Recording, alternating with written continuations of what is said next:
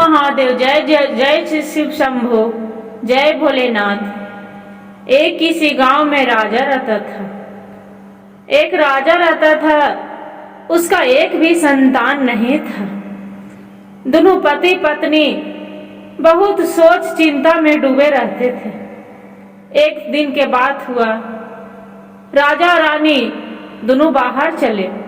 जो बाहर चल रहे घूमने के लिए, तो देखते हैं कि एक बड़ा सा मंदिर भोले बाबा के, शिवनाथ शिव शंभू के शिव चर्चा हो रहा है। वही मंदिर में रानी जो शिव चर्चा के भजन सुने, जाते जाते शिव चर्चा में बैठ गई। जब शिव चर्चा में बैठ गई और राजा के भी बोले कि प्रभु आप भी शिव चर्चा के आनंद लीजिए ना, आप भी सुनिए, तब दोनों साथ में चलते हैं। बोले हैं ठीक है। रानी बोलती है, क्या भगवान भोलेनाथ आप तो दयालु हैं, बहुत दान पुण्य करने वाले हैं। शिव शंभू बहुत दयालु हैं। मेरा भी जो संतान हो जाएगा तो आपको अपने ही संतान के हम बलि चढ़ा देंगे। भोलेनाथ उसका वचन तो सुन लिए। भोलेनाथ भी सोचते हैं कि देखते हैं कि कैसे अपना संतान के बलि चढ़ाती है कि नहीं चढ़ाती है। इसका कबूल भगवान भोलेनाथ सुन लेते हैं। उसका 9वें महीना के गर्भ रह जाते हैं। जब 9वें महीना के गर्भ रह जाता है, 9वें महीना के बाद उसका बालक जन्म ले लेता है। दूसरा हो गया, फिर तीसरा हो जाते हैं। तीसरा हो जाते हैं शिव चर्चा करने के लिए, तो वो भूल ही जाते हैं। जब भूल ही जाती है तो भगवान भी सोचते हैं भोलेनाथ की अरे मेरा तो गच्छे थे कि मेरा पुत्र हो जाएगा तो हम अपने पुत्र के बलिदान दे देंगे, और वो तो भूल ही गए हैं। भगवान भोलेनाथ सपने में दिखाने लगे। उसका सांप, बिच्छू, कनगुजर हर चीज दिखा रहे हैं कि मेरा तो मनीता सपने में भी दिखा रहे हैं कि आप तो मेरा गच्छे थे कि हम ईच देंगे, मेरे अपने पुत्र के बलिदान देंगे, बाकी आप तो कुछ भी नहीं दे रहे हैं, आप तो भूल गए हैं। वैसे करते करते कुछ समय बीत गया। रानी के मन चित्र विचित्र हो रहा है, उसका चिंता डूबे डूबे। एक दिन अपना स्वामी के बोलते हैं, राजा साहब के डर से भी नहीं बोलती है कि राजा साहब के बोलेंगे तो राजा साहब पता नहीं मेरा साथ में क्या करेंगे, मारेंगे, गाली देंगे, बात कहेंगे कि घर से निकाल देंगे। वो अपना डर से नहीं बात कर रही है। एक समय के बात हुआ, उसका रहा नहीं गए। जो रहा नहीं जा रहा है तो अपना राजा साहब से बोलती है कि राजा साहब आपसे मेरा कुछ कहना था। राजा साहब बोलते हैं कि बोलिए रानी क्या कहना है। रानी बोलती है कि राजा साहब हमारा जो एक संतान भी नहीं थे, वो मंदिर में जो शिव चर्चा हो रहा था जो याद है। राजा साहब बोलते हैं कि हाँ रानी, क्यों नहीं याद रहेगा, हम दोनों साथ में वहां पड़ी भजन सुने थे। रानी बोलती है कि राजा साहब वही शिव चर्चा हो रहा था, वही शिव चर्चा में हम भोलेनाथ से हम प्रार्थना किए थे, दया मांगे थे कि अब भोलेनाथ मेरा जो संतान हो जाएगा तो हम अपने ही संतान के बलिदान दे देंगे। अब राजा बोलते हैं राजा साहब की रानी आप क्या मांग लिए हैं, आपको यही सब मांगने वरदान मांगने में आपको कोई सोच समझ नहीं आया जे अपने पुत्र के कैसे बलिदान देंगे। राजा साहब बोलते हैं कि ठीक है, अब जो मांग ही लिए हैं तो बलिदान तो देना ही है।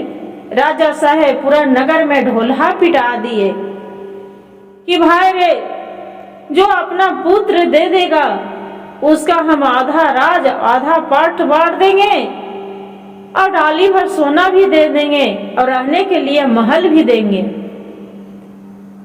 उसी में एक कुम्हार थे। जो कुम्हार थे तो उसका 3 पुत्र थे और कुम्हार के बहुत गरीब थे। बेचारा मट्टी लाके दोनों पति पत्नी बनाती थी मटका दिया बाती, तो उसका रोजी रोटी चलते थे। जब रोजी रोटी चलते थे, कुम्हार अब सुनते हैं कि अरे मेरा काहे ना 3 गो पुत्र है। कुम्हार के जो है उसका मन में लालच हो जाती है, लालच हो जाता है। कुम्हार है तो कुछ दिन के लिए बाहर कमाने के लिए चला जाता है। अब बाहर के लिए कमाने के लिए चला जाता है, इसका तो लालच हो जाता है। अब गछ लेते हैं राजा साहब की कि राजा साहब मेरा 3 गो पुत्र है, एगो बड़ा वाला है, एगो मांझिल वाला है, एगो छोट वाला है। बाकी 2 गो पुत्र के नहीं देंगे, न बड़ा के देंगे और नहीं छोटा के देंगे। हम मांझिल वाला पुत्र के आपको बलिदान देने के लिए हम दे देंगे। राजा साहब बोलते हैं कि कोई बात नहीं, आपका जो इच्छा है वही पुत्र के दीजिए। बोलते हैं ठीक है। उतने में उसका जो लड़का रहता है, उसका कुम्हार है जो पिता, वो आ जाते हैं बाहर से। जो बाहर से आ जाते हैं, राजा साहब पुत्र लाने को लिए अपना नौकर चाकर को भेजा देते हैं। जब नौकर चाकर के भेजा देते हैं, उसका नौकर पहुंच जाते हैं तो बोलते हैं ठीक है, हम तो चलवे करेंगे, राजा साहब के जो आदेश है तो हम जावे करेंगे।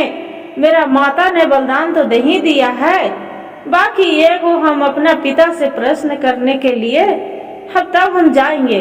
नौकर भी बोलते हैं कि ठीक है भाई, कितनों है तो बालक है, इसका पुत्र है, क्या बोलते हैं जी सुन लो। बोलते हैं बड़े कापू बेटवा पापा रह जोड़ी दारावा जी, छोटकाया बेटवा माई दुलार जी, तीसरा ही बेटवा पापा दिलु बाला दाना माजी, छोड़ी देलू माता के मोह जी। राजा बोलते हैं कुम्हार अपना पत्नी से कि अच्छा ये तो बताओ, ये क्या बोल रहा है कि बड़े बेटा है कि आपका जोड़ीदार है और छोट बेटा है तो माई के दुलार है, अब बड़के मांझिल बेटा के क्यों बलिदान दिए हैं, ये क्या बात बोल रहे हैं। बोल रहे अब कुम्हार अब क्या करती है। अब बोलते हैं अपना पति से बताती है कि देखिए स्वामी क्या करे, ये तो कुछ करता था नहीं, नदी में जाके दिन भर बैठे रहते थे, बालू के रेत पर दिन भर ढेल खेलते रहता था, तो हम क्या करते। बड़ा वाला है तो साथ में मेरा साथ में काम करता है, छोटा वाला है तो स्कूल जाते हैं, तो इसलिए ये मांझिल है, इसी को लिए हम बलिदान दे चुके हैं। बोलते हैं क्या कर दिए आप, ये बहुत गलत कर दिए। अच्छा आप जो दे ही दिए हैं तो कोई बात नहीं।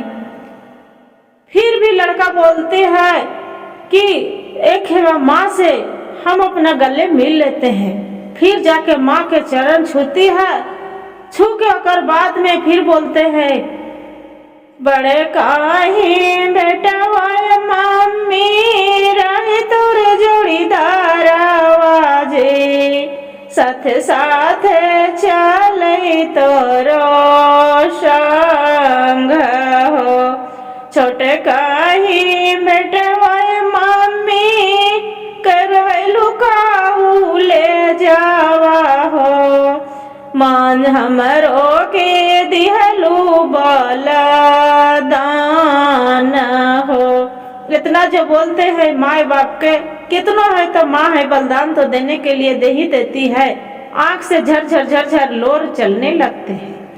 जो लोर चलने लगते हैं वहां पर ही नौकर चाकर वहां से लेके लड़का के चल देते हैं।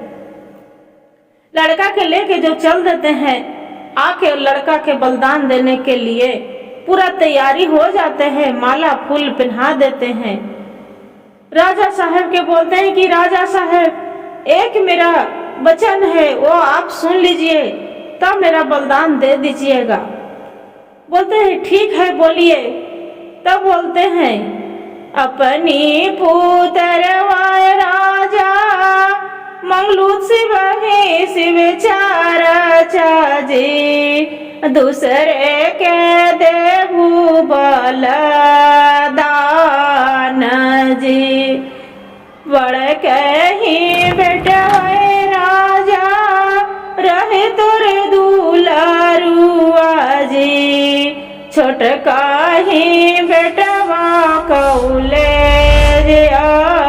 सकुल जी तीसरे ही बेटवा राजा देवु बाला दाना माजी एक देहु ममता के मोह जी। ये बोलते हैं कि अरे ये क्या बोल रहा है। रानी पूछती है कि राजा साहब ये क्या बोल रहा है। तब राजा बोलते हैं रानी के कि रानी आप भूल गए हैं, आप बलिदान देने के लिए जो मंदिर में गए थे शिव भगवान के, वही बलिदान देने के लिए हम इसका लाए थे। बोलते हैं अब क्या करें, अब मेरा से गलती हो गया राजा साहेब, अब तो बलिदान देना ही है। ये लड़का बोलता है देखिए राजा साहेब आपका गलती नहीं है, नहीं तो मेरा गलती है। मेरा जो भी गलती है जो मेरा माता की गलती है कि धन के लोभ में आपको बलिदान के लिए मेरा आपको देने के लिए तैयार हो गए।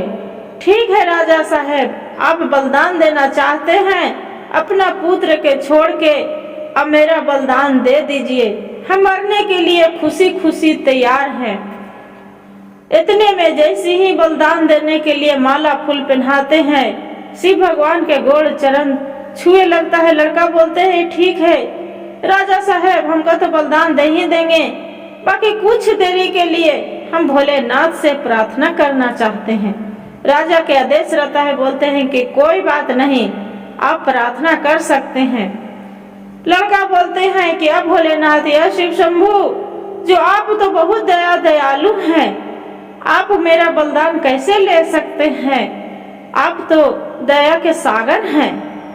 इतने में जैसी तलवार उसारने लगते हैं, ओ उसका नौकर चाकर राजा के उतने ही में भोलेनाथ प्रकट हो जाते हैं कि अरे ये तो मेरा शीश है, कोई भी नहीं। जाके कन्हू मंदिर में जो जाके शिव चर्चा होता था, ये जाके बालू के रेत में भगवान से मेरा प्रार्थना हर चीज से ही करते रहते थे। मेरा बालू के शिवलिंग बना के मेरा से अर्जी मिनती मानते थे, इसलिए इसका हम बलिदान नहीं ले सकते हैं। राजा साहब के भी बोलते हैं भोलेनाथ की देखिए बच्चा आपका कोई गलती नहीं है, आप बलिदान के लिए गए कि अपना पुत्र के बलिदान देंगे, बाकी अपना पुत्र के नहीं दिए, किसी को पुत्र के दिए दे रहे हैं, बाकी ये मेरा काम लेना नहीं है।